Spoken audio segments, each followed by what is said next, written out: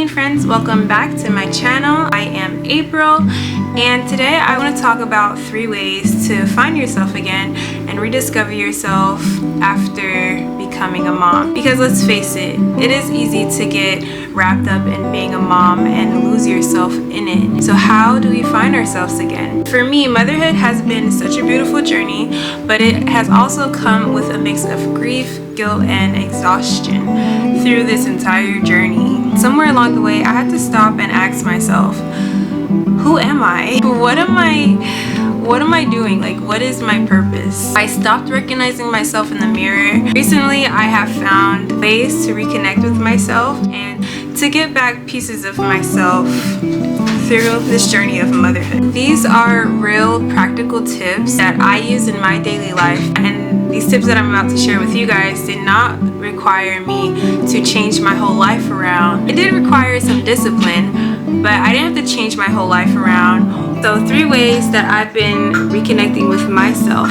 that you can possibly use to reconnect with yourself.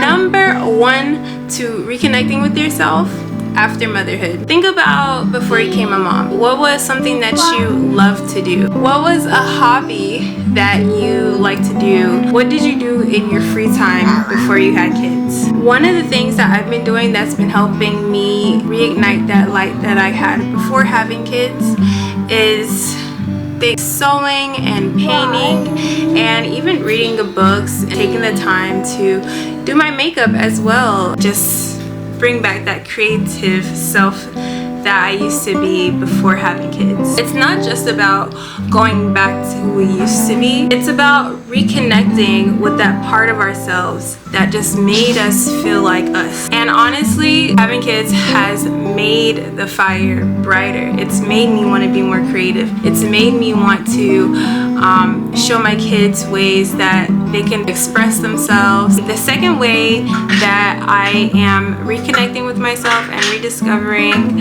that light is by speaking to myself with kindness and compassion. I talk to myself like I would talk to one of my friends. I used to be really hard on myself when the house was messy, when I just wasn't keeping up with everything the way that I thought I should be keeping up with everything. I didn't check everything off of my to-do list. I would feel like such a failure because I wasn't living up to this perfect mom image that I had in my head. Then you add in the grief with that negative self-talk, and it was just so bad for me mentally. A very negative, dark spot of how I viewed myself and the world. Things got pretty dark for a while. So after I lost my first son, I spiraled. How could I not? That was my baby. I felt like life was like not even worth living at some point. I thought that I wasn't even fit to be a mom because I had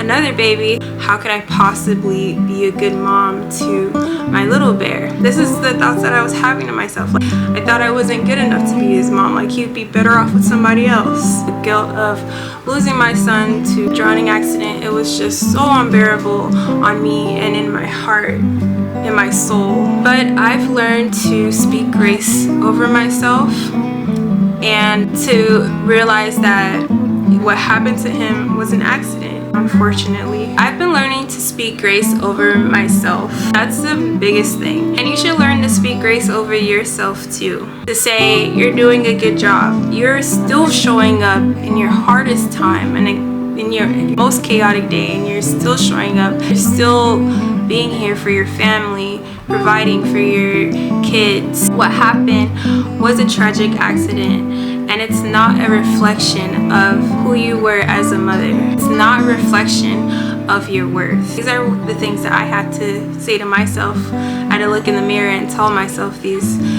positive affirmations to dim out the negativity that was so heavy to carry for months on end. I also got deep into prayer, and I was praying to God a lot and building my relationship with Him, and I feel like that has helped me too. I had to remind myself that I am still here. I'm still mothering. Look at this, like, hey, perfect timing, right? I'm still loving, and I'm still giving it my all, and that means something. to me and my family. I started practicing these affirmations and it's made a huge difference in how I perceive myself. I actually feel more confident in myself and in motherhood, and I'm ready to take on this third baby that's coming. I also want to go ahead and plug in a shameless plug that if you guys are interested, I actually have some motherhood affirmations available on Crafty Grove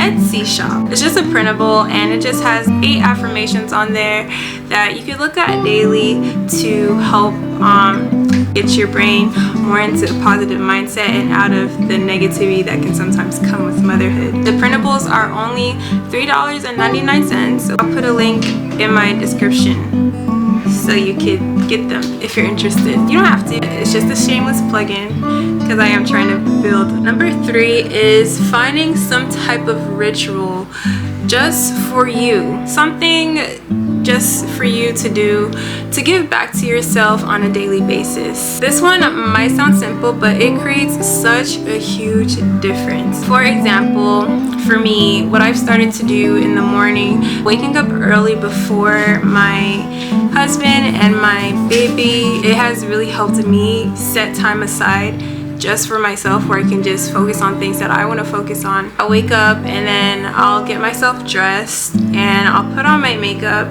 because these are things that just help me feel like me. It kind of just makes me feel like I'm ready to take on whatever the day is going to throw at me, because you never know. In motherhood, everything is so unexpected. You never know what's going to happen. It's like I'm putting on my armor for the day. Even if I'm staying home all day with my toddler, I feel this whole shift in my mindset. Dressing up just makes me feel more motivated. And like I'm ready to show up, I'm ready to create, I'm ready to be the mother that I want to be and just be present and in the moment. Also, having somebody around that can give you like a little bit of a break is a really good way to get some time to yourself too. At night, when my husband comes home, he'll watch our little bear for like an hour or two, so that way I can like take a shower or get on my computer, work on content, just do something for me. I can do it for like at least an hour or two while my husband's home watching little baby bear. Sometimes I would just use the time to journal or read or just to sit in silence and just breathe and just exist. Like I'll just close my eyes and just like exist and not even think, try not to think at all about anything. You don't have to do anything big or fancy just to find something for you or find some time for you. It can be something as simple as sitting there in silence and just enjoying the quiet time that you have. It just has to be something that's for you. In closing, motherhood does not mean it's the end of you. It's not the end of the world, like Miley Cyrus said. It's not the end of the world. You know that song? Motherhood does not mean that you disappear. It's okay to grow and change and evolve. It's also okay to fight for those little bits of yourself that you do not want to lose, the parts of yourself that make you feel like you. If you've been feeling lost or like you're disappearing in motherhood, I hope you take this video as a sign to reconnect with yourself, even if you have to take small steps.